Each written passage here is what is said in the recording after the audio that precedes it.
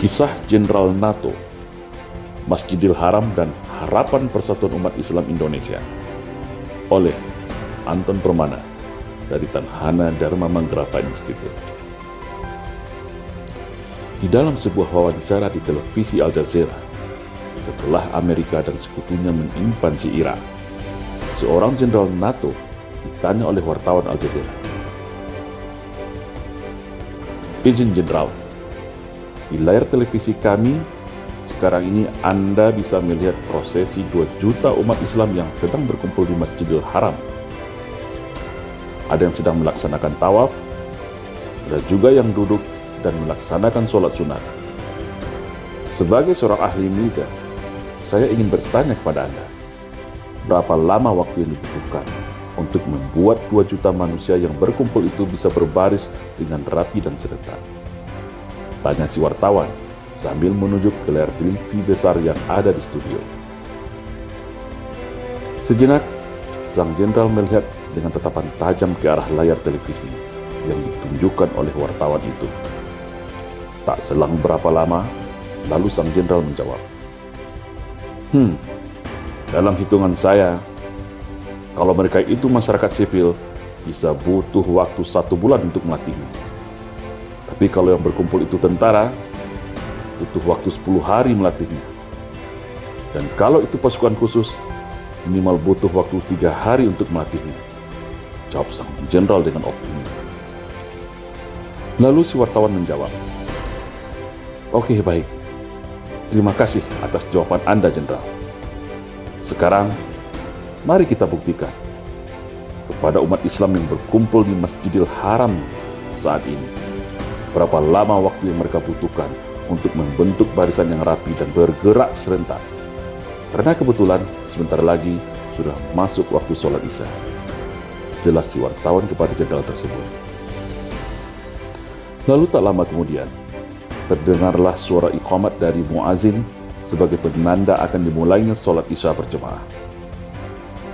Seluruh manusia yang ada di dalam dan di luar masjid langsung bergerak serentak, mengambil posisi sholat bersaf-saf membentuk lingkaran mengelilingi Ka'bah. Otomatis, pemandangan ini membuat kaget dan takjub sang jenderal yang kebetulan beragama Nasrani. Karena ternyata hanya dalam hitungan 1-2 menit, manusia yang tadinya bertebaran sebanyak 2 juta orang sekejap mata langsung membentuk barisan lingkaran yang begitu rapi, bagi garis lingkaran yang begitu simetris, baik di dalam, di luar, di depan Ka'bah maupun di lantai atas masjid. Sontak pemandangan ini membuat bulu kuduk sang jenderal merinding, takjub melihat sebuah pemandangan yang bagi dirinya sangat langka. Berarti prediksinya salah yang mengatakan membutuhkan waktu 1 bulan melatih masyarakat yang jumlahnya 2 juta itu. Ternyata bisa dibuat oleh umat Islam hanya dalam hitungan detik dan menit, malah melebihi prediksi waktu pasukan khusus sekalipun. Nah, apa yang dapat kita ambil pesan tersirat dari cerita di atas? Dan ini tentu menarik, bukan? Begitulah kira-kira hakikat gambaran umum umat Islam saat ini.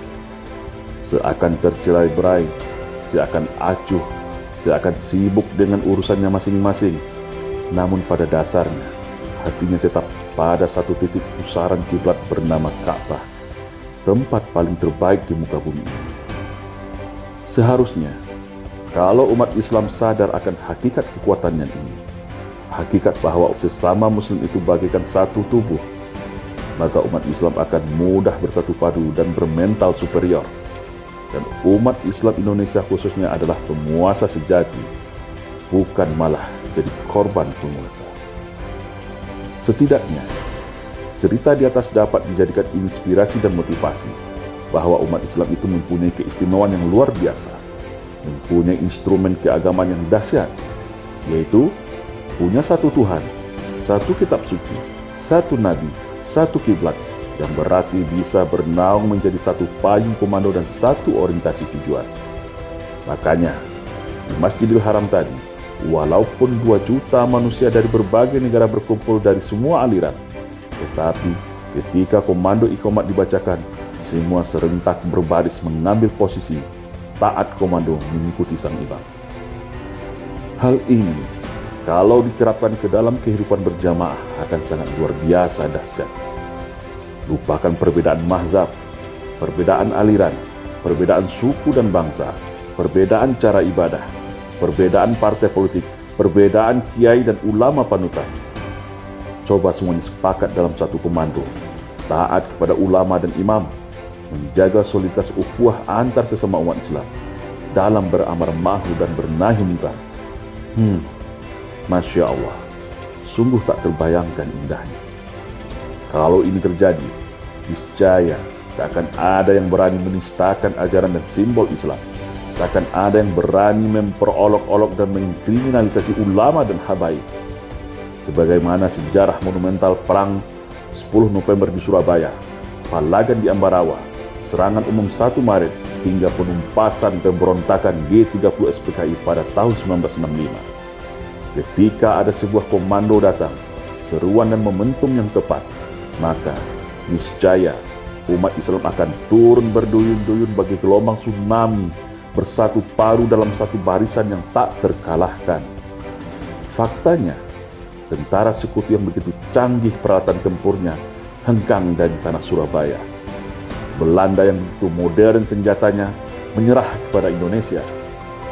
PKI yang ketika itu sudah begitu kuat mencengkeram istana, punya pasukan Cakrawirawa serta angkatan kelima, hancur lebur ditumpas umat Islam bersama tentara. Semua itu bisa terjadi atas izin Allah dan persatuan umat dalam satu barisan. Yang terakhir adalah aksi bela Islam 212.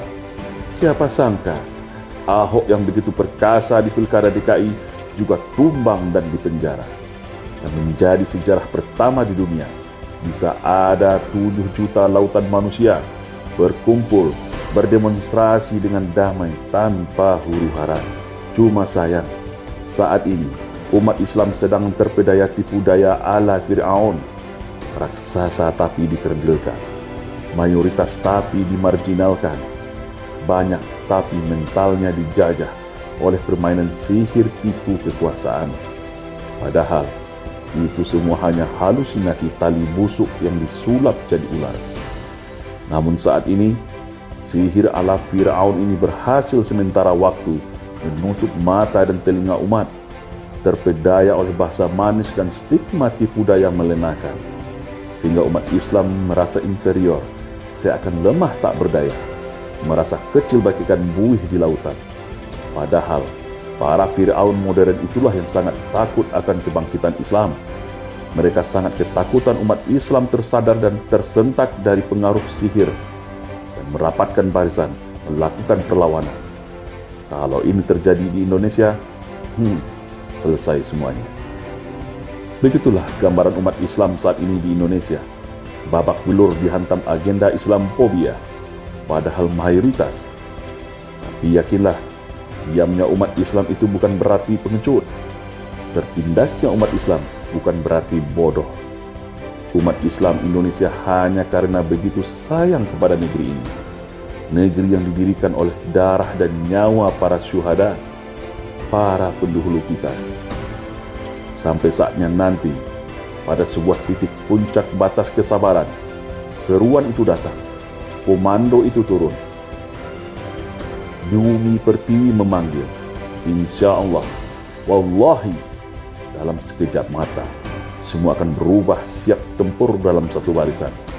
Demi kehormatan agama, demi kedaulatan bangsa, sebagaimana barisan saf-saf sholat yang rapi di Masjidil Haram. Dan ketika musuh-musuh bangsa itu sudah terlalu bertindak kelewat batas, sebagaimana di masa penjajahan Belanda dan PKI di tahun 1965, maka yakinlah dengan segera masjid-masjid akan jadi pos perjuangan, pesantren, sekolah akan jadi medan pelatihan dan rekrutmen para pejuang, ulama-ulama akan jadi panglima, pendekar dan jawara akan turun gunung, santri-santri akan jadi laskar tentara. Uang, jabatan, harta dan nyawa sudah tidak dipedulikan lagi demi membela bangsa dan agama. Instrumen ini semua sudah ada dalam Islam. Wahdatul fikrah, wahdatul harokah, wahdatul tarbiyah, dan puncaknya adalah jihad fi sabilillah, yaitu kesamaan fikir, kesamaan gerak, dan kesamaan nilai, berjuang bersama-sama di jalan Allah dengan segenap jiwa dan raga. Instrumen inilah yang membuat negeri ini merdeka dari penjajah Belanda, dan instrumen ini jugalah yang membuat PKI bisa ditumpas dan dihancurkan. Ketika umat Islam ditindas, maka penindasan itu akan menjadi titik letup lahirnya sebuah gelombang perlawanan yang bisa menjadi momentum kebangkitan Islam agar menjadi tuan di negerinya sendiri, agar dapat berdakwah dan memberikan kebaikan kepada negerinya sendiri. Indonesia yang rahmatan lil alamin, tanpa korupsi, tanpa penjajahan, tanpa pengkhianatan, tanpa ketidakadilan, dan tanpa kesewenang-wenangan. Sejarah pasti akan terus berulang. Sejarah kejayaan negara Kertagama seperti Majapahit dan Sriwijaya yang gemilang, seperti Mataram, Samurapasa yang cemerlang. Konsepsi negara Kertagama yang menjadikan agama mayoritas rakyatnya sebagai panduan utama selayaknya Pancasila dalam rumusan bernegara kita hari ini, yang bersanding indah dengan agama di bumi Nusantara. Insya Allah.